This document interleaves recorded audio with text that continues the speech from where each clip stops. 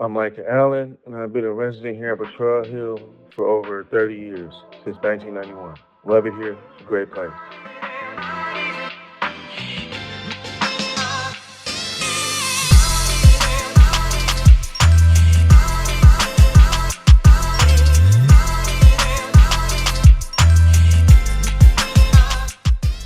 It hasn't always been good or the best, but it is the best place to live in the city. In San Francisco, my daughter's here. I have a big family. They all started here. They've all since left.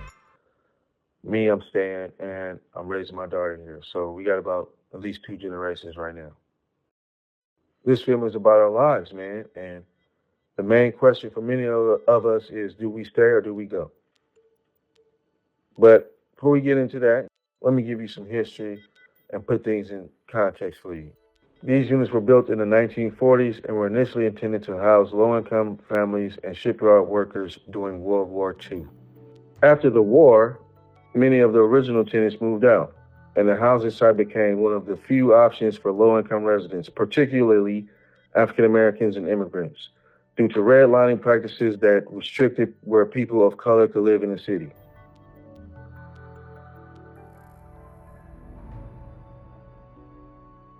Redlining in San Francisco included not allowing African Americans and many immigrants to get loans, and if they were able to get a loan, they were not shown homes in white neighborhoods.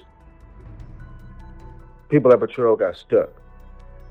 But San Francisco prospered, and people who owned homes saw their homes increase in value exponentially. They were able to realize generational wealth, using their home's equity to start businesses and send their kids to college. But for us, our community has faced numerous challenges over the decades, including neglect from San Francisco Housing Authority, deteriorating conditions, and lack of investment in the built infrastructure. Issues like crime, violence, drug use, and poverty have been ongoing challenges for us. Despite these struggles, we have persisted and built a tight-knit community, supporting one another through difficult times. Now Potrero is undergoing a significant transformation through the HOPESF initiative, which aims to redevelop aging public housing sites in the city. However, the redevelopment has caused tension, raising concerns about displacement, changes in the community fabric, while also promising better living conditions. The residents you will meet face a tough decision about whether to stay in hopes of an improved housing or leave in search of stability elsewhere. I don't necessarily blame them either. If I've experienced some of the things that my neighbors have experienced and went through over the years, yeah, I would get out too. I would leave. I would dip.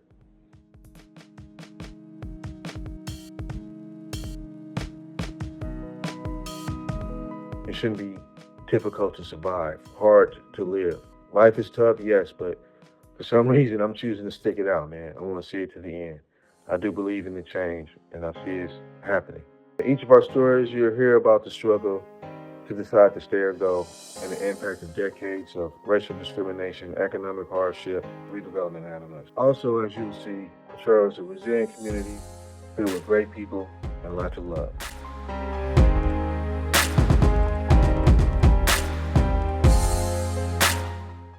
My name is Tiana Shaw. I've been living here in this apartment for 14 years.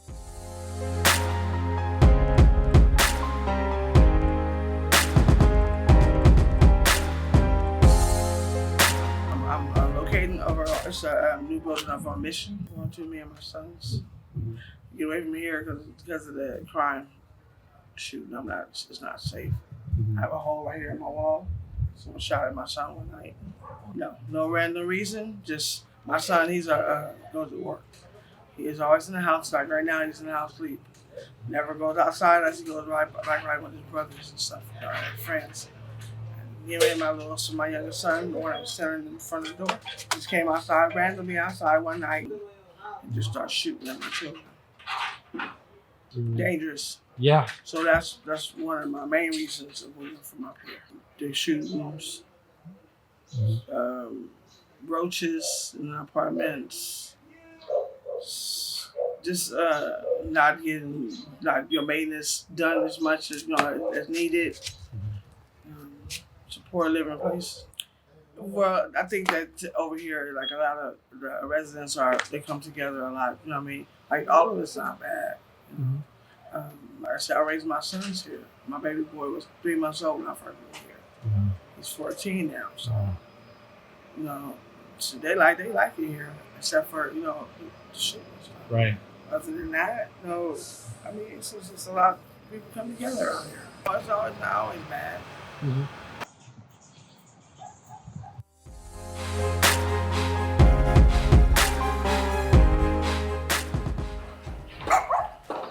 Well, they had a recent thing up here that, like for called No Hungry Kids for the children, and it was like a really big setting. Like a lot of people showing up. Yeah. Like and they had a lot of food, and drinks, and just it was really fun. Like for the kids. Yeah. I loved it. It was on a Sunday, nice sunny day. So everybody showed up. All the people that moved from up here showed up. It was nice, like a family reunion.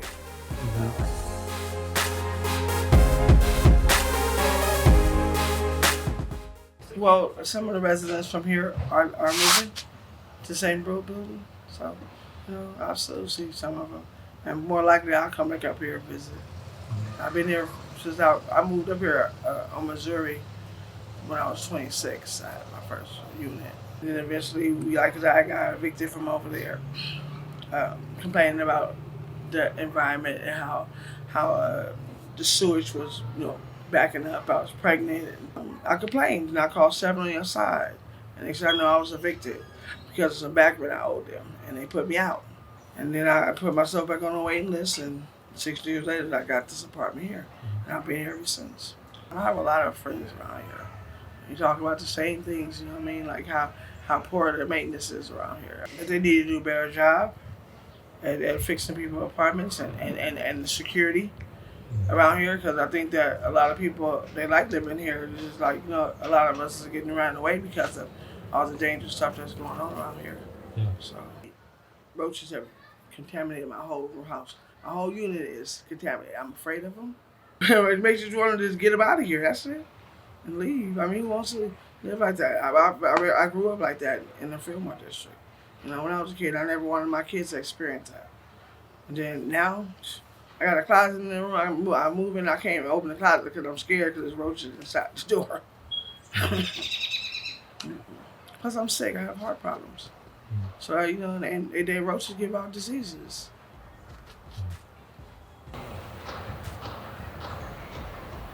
To be safe in the city, I said the city is really crazy. It's not fun. It's not fun like people think it is. It's not like when I was growing up. It's way different. Today it's more, your life depends on being safe.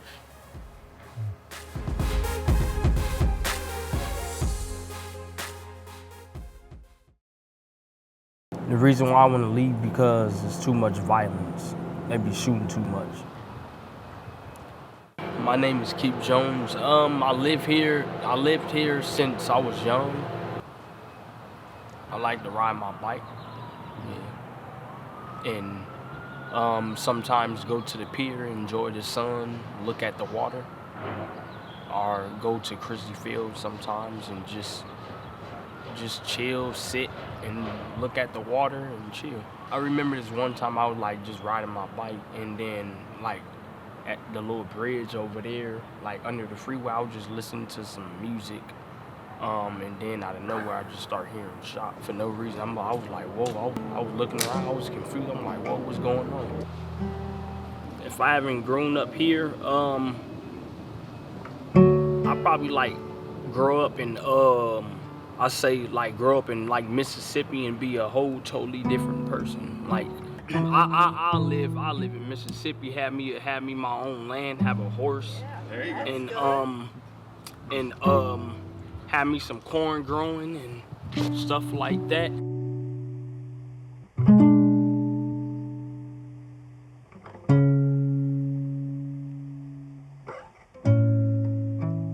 And it's irritating, how people they try to mess around with me, try to grab my bike, and how kids be. If it was people living in Mississippi Like, they don't act like that. Certain people act like that, but they cool out there, you know. I get along with a lot of people in Mississippi, so it's real nice down there. With the rebuild, it is kind of getting like a little peaceful now, yeah. Right. When they first started building the new buildings, less people getting into it with each other and all that. I don't want to be in a you know, acting like a thug and trying to be something I'm not, you know, which I'm not. I'm not no thug, but I won't let nobody like push over me, you know. I'ma just say this. A lot of people, they be thinking I'm soft and they thinking I'm scary and I'm not gonna do this and they think I can't fight and all that. Like, it's, man, like they really be trying to like push me there and to the point like I wanna beat somebody up, but I'm just trying to be cool. I'm trying to do me. You know how little kids is, they wanna steal, they wanna rob people and this and that. But when as they get like older, like as they get like my age, like I'm 23 now, as they get my age and get older, oh, they gonna be like, oh man, why did I like do that to the people? Why did I do that? You know what I'm saying? They gonna feel bad about it when they get older. Sometimes people just go, you know, if it's shooting going on, you know, sometimes they just go in their house, you know, smoke them a cigarette and kick back and relax and watch a movie, you know, and go to sleep. That's what people usually be doing.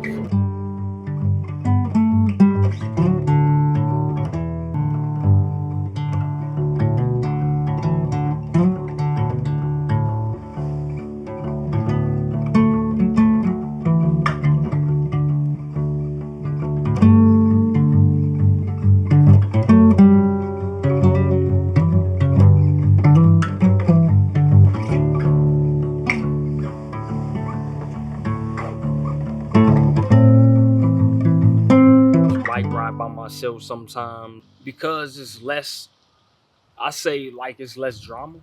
If I'm not bike riding on my bike right there, you know what I'm saying? If I'm not bike riding on my big ripper, I'm at my auntie house. If I'm not over there, I'm at my sister house, you know.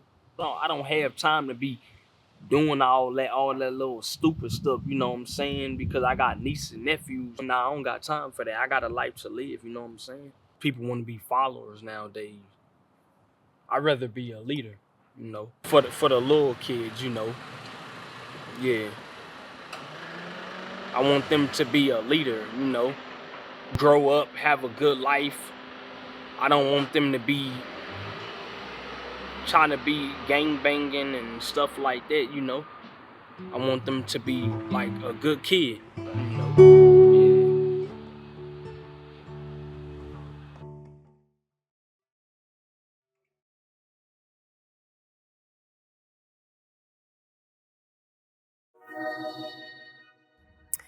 We left just about 3 years ago. What's the thing that kind of stuck out the most to you personally after leaving Potrero after so long?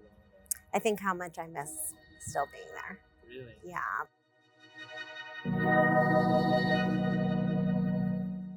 It was actually from losing a loved one in Potrero Hill that really initiated the push. I've always been an advocate for others, and it was a time where a lot of people came together advocating for us just because of the trauma and all of the stress that was going on after the manner in which we had lost our loved one.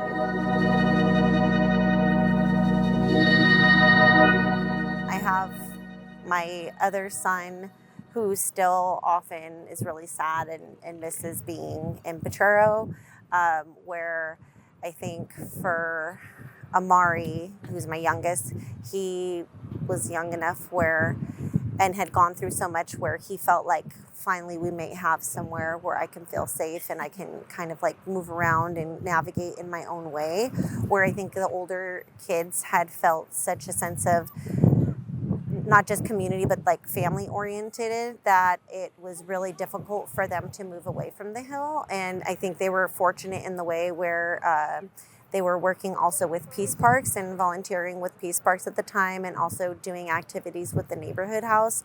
And that is how they were able to still stay connected to like friends and family.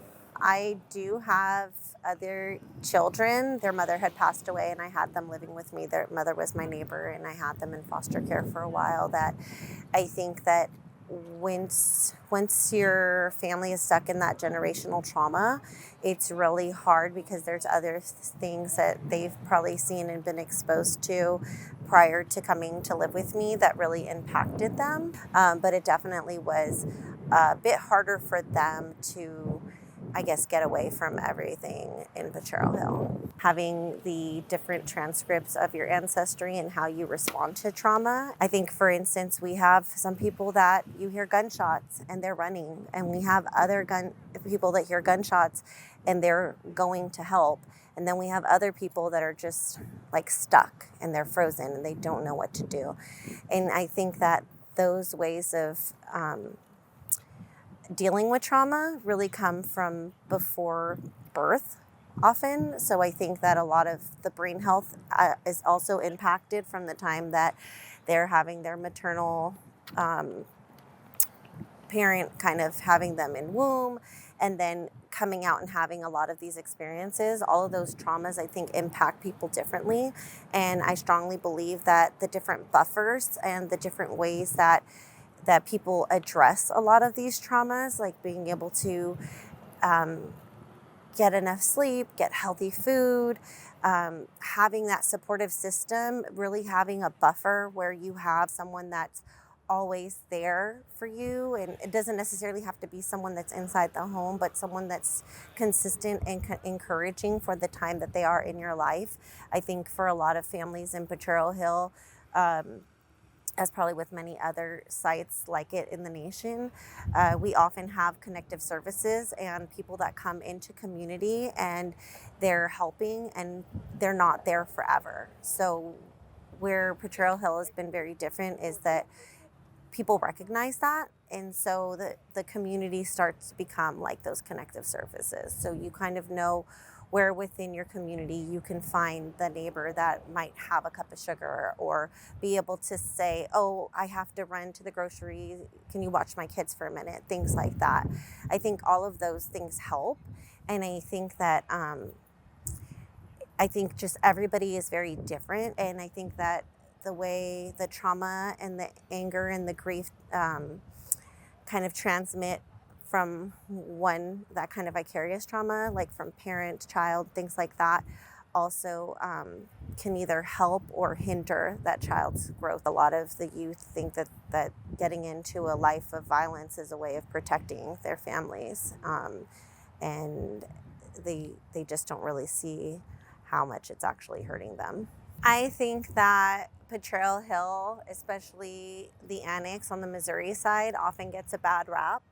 And I think that without people actually having been able to experience the love and the commitment that we have for each other, I think that the narrative often is very degrading and presumptuous in terms of like, that's all bad people there. Like, how could, I often get it where it's like, how could you live there? Like, why would you stay there? Why would you put your kids through that?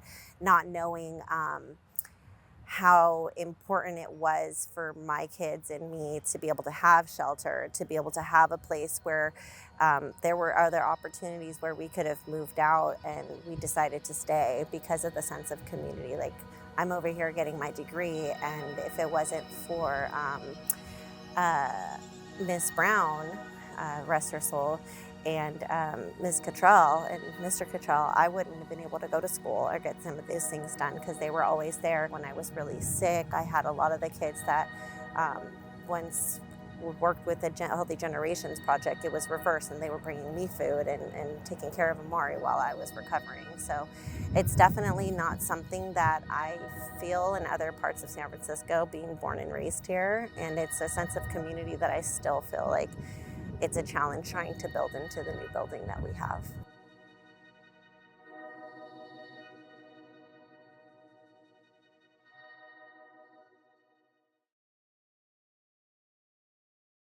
The reason we moved from Potrero is because there was a lot of gun violence and the crime rates were really high. I know we moved when I was around 10 or 11. I've had, I think, 1 or 2 not like immediate family members, but people I knew and that I loved passed away due to gun violence. Potrero, it was like you couldn't really go out too much like in the day or the night, but like here there's like a lot less crime rate, and you know, you can feel safe. I think it's like, I understand like most systems, they're really biased, especially race-wise, and yeah, most times it's really not fair, especially to people of color. I think going up to the gym with my dad and playing basketball. Good times, right? I remember I used to help the community a lot, and like we knew a lot of people, and yeah. So in 2020, my uncle, he was shot in the Geneva area, and yeah, so that was really rough for me. He was a really great guy. He would watch me like a lot during while my mom was at work. I just have to say, like, push through it. Eventually, it might not get better, but it's going to feel better. I just do like breathing exercises and talk to my mom about it.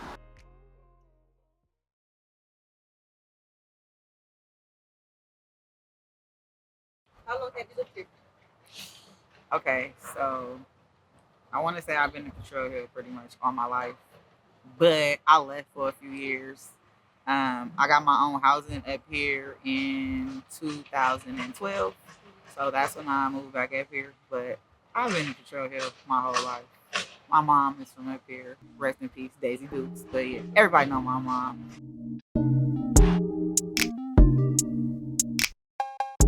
We stick together. We know, I mean, you know, everybody had their differences, but we a community, we stick together. You see the kids yelling at me, I told you, if I see them in the middle of the street or whatever, if somebody see my kids doing something they're not supposed to do, they know like that's Allie's kids, or they be like them Daisy granddaughters. They know to get on them. So we a community, we stick together. Everybody ever call each other cousin. You don't even gotta be related, but you be like, that's my cousin. That's cuz. What you doing, cuz? So that's how it is. Yeah, that's my family. From outside looking in, you know, Potrero Hill, I don't know, you my age. So you know the Potrero Hill girls, they used to say we jump people. I had to deal with that my whole life. Like, don't trust her, she from Potrero Hill, they gonna jump you. Like, we ain't gonna jump you, we gonna get your fair ones. But now if we have to, stuff happens, you know. But people, you know, I guess because it's the projects, I mean, you know, everybody not perfect, stuff do happen. So, you know, it is stuff up here that happens, but you can't judge somebody by where they from because everybody not like that. So, yeah, that's how I feel. That's mostly with everywhere though. You know, people get judged. We get judged because of the color of our skin. Just like I work with like heck of tech companies, and you know, because I'm black, I guess they might think like, oh, she probably got an attitude or she stuck up. And then they start talking to me, and my boss just came and told me today like, people love you. I'm like, yeah, because it's a family up here. Like, it's literally a family up here. Everybody try to do something. My brother Ghetto, he had the you know, kids hungry. He was feeding the kids in the morning, do stuff for the kids. The buildings are very old, so I definitely think it needs to be remodeled. I think it's a good thing. I don't know like how it's gonna turn out as far as the community. And, you know, they try to gentrify stuff and stuff, but we gonna push up Potrero Hill to still be Potrero Hill, period. Housing is bad at fixing any fucking thing. Excuse my French. Every now and then it's a little shooting and stuff, but we know to hit the flow. When we hear gunshots, we hit the flow. Mind your business, don't stick your head out the window. Like, it ain't got nothing to do with you. Everybody get down, mind your business. So right now, yeah, I would honestly say it ain't even like a gang war up here. It's more drugs for like people getting high. Living up here, I ain't gonna. You gotta be real chill. You gotta be tough. You can't be no fun at all. And now everybody up here, for what I have seen all my life, like I said, we kind and loving. It's a family. I get up and go to work every day. I do not get welfare. My rent is not based off welfare. My rent is based off my income, my paycheck. I don't get welfare. I don't get money on the first. I don't get none of that. Like, yeah, I live in low income housing because not like that. Rent out here is sky fucking high. I love everybody up here. Y'all don't make me cry. Because if everybody in Potrero Hill know my mama, like this was her. So when people see me, it be bittersweet because they be like, you look just like your mama, or look a little Daisy. So for a minute, when my mom passed away in 2019, I didn't want to come up here. I didn't want to come around because I couldn't come up here. I couldn't walk around. I couldn't, like I said, this is my hood. So I couldn't come up here, but oh, y'all don't like my eyelashes come off. But yeah, my mama. I'm Daisy Dukes. I'm Daisy's daughter. Everybody know me, and yeah, that's what Potrero Hill is for me. Not judge a book by its cover, because once y'all get to know us, everybody we not criminals. We not trying to rob you. We don't want to take your money. Like, we giving out love for real. We invite everybody. You don't just gotta be from up here. Like, don't come up here on no bullshit. That's all we ask. Like, come up here, love, peace, and hair grease. Like, that's all we own. So, pushing peace, positive vibes.